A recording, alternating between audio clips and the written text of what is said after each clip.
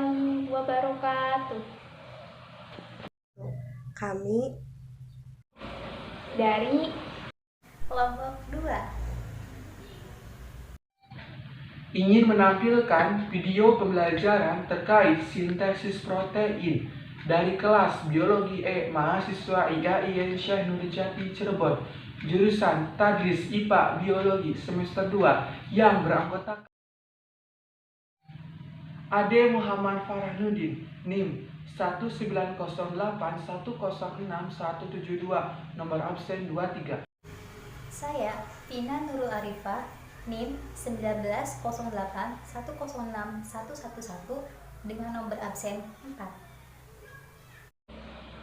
saya Risma Amalia, NIM 19081060090. Nabila Fauziah Zaini 19081061161 dengan nomor absen 15.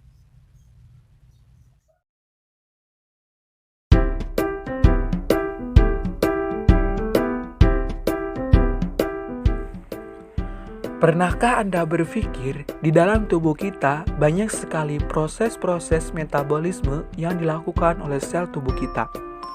Salah satunya adalah proses pembentukan protein yang melibatkan ribosom sebagai pabrik dalam pembuatan protein. Ribosom merupakan salah satu organel yang juga memiliki berukuran kecil dan padat dalam sel, yang berfungsi sebagai tempat sintesis protein. Selain itu, ribosom juga berperan dalam menerjemahkan mRNA untuk membentuk rantai polipeptida atau yang lebih dikenal dengan nama protein, menggunakan asam amino yang dibawa oleh RNA transfer pada saat proses translasi. Ribosom terdiri atas ribosom bebas dan ribosom terikat.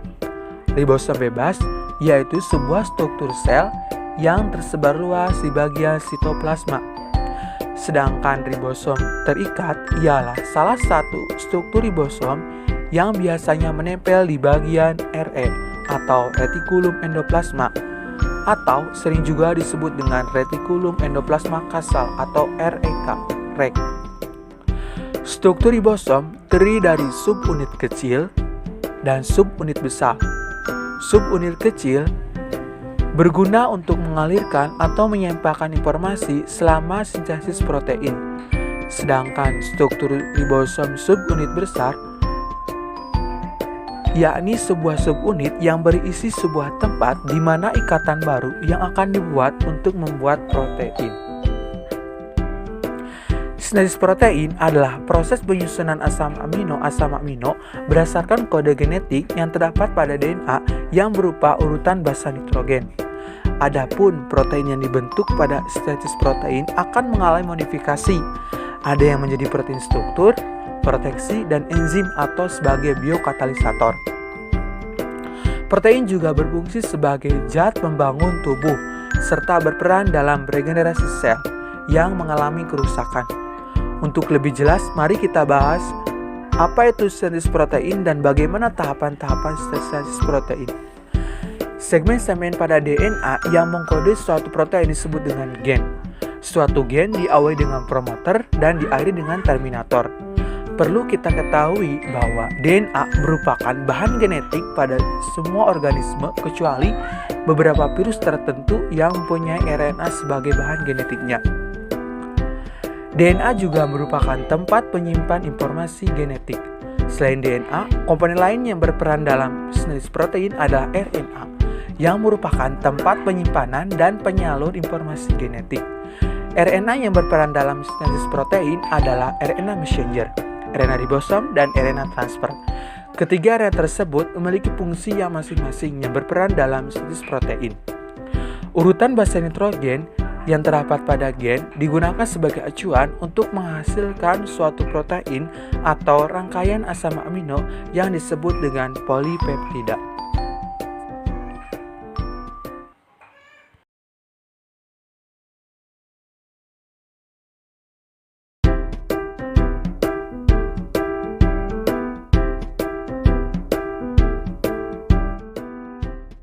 Pada sintesis protein, molekul DNA dan RNA merupakan bagian dari asam nukleat. Di mana asam nukleat yang merupakan unit dasar penyusun nukleotida? Nukleotida tersusun dari 3 komponen penting, yaitu basa nitrogen, gula pentosa yang mempunyai 5 karbon, dan gugus fosfat. Ada 2 jenis basa nitrogen penyusun nukleotida, yaitu basa purin yang berstruktur cincin ganda dan basa pirimidin yang berstruktur cincin tunggal. Basa purin terbagi 2, yaitu adenin yang disimbolkan dengan huruf A dan guanin yang disimbolkan dengan huruf G. Sedangkan basa pirimidin ada 3 tipe, yaitu sitosin yang disimbolkan dengan huruf C, timin yang disimbolkan dengan huruf T, dan urasil yang disimbolkan dengan huruf U. Pada DNA maupun RNA mengandung basa nitrogen adenin, guanin, sitosin, dan timin. Sedangkan pada RNA mengandung basa nitrogen adenin, guanin, dan urasil. Gula pentosa yang terdapat di molekul RNA adalah ribosa, sedangkan gula pentosa yang terdapat di molekul DNA adalah deoksiribosa.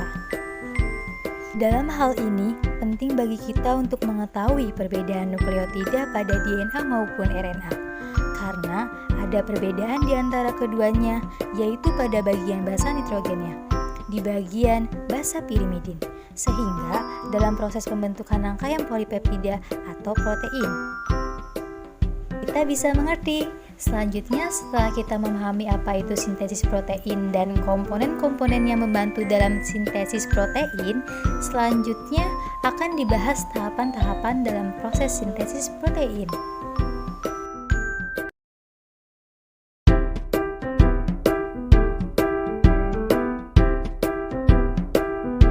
Pembahasan selanjutnya adalah mengenai sintesis protein.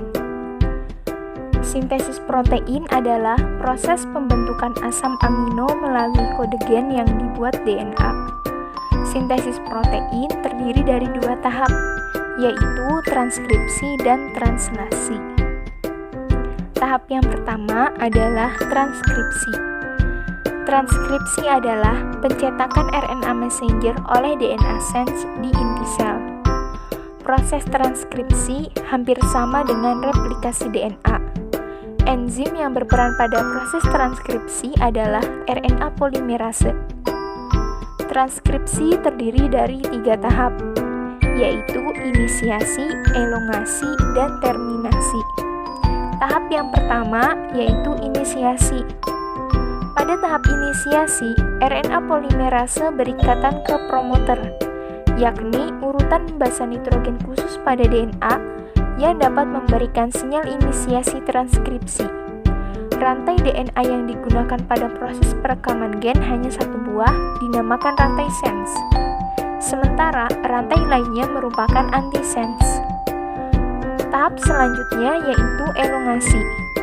Tahap elongasi ditunjukkan oleh aktivitas RNA polimerase yang bergerak sepanjang rantai. Enzim tersebut terus membuka puntiran heliks ganda. RNA polimerase menambahkan nukleotida ke ujung 3 aksen RNA yang sedang tumbuh sambil terus menyusuri heliks ganda.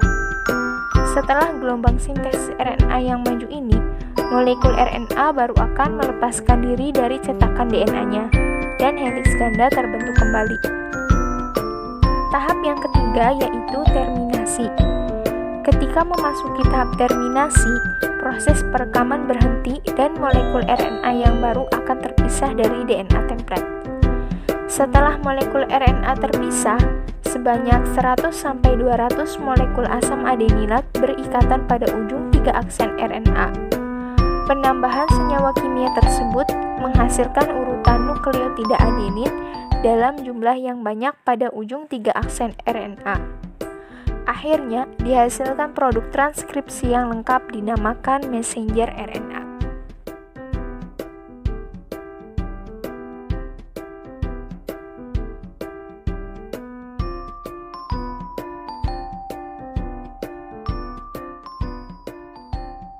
Translasi adalah sintesis polipeptida yang diarahkan oleh RNA.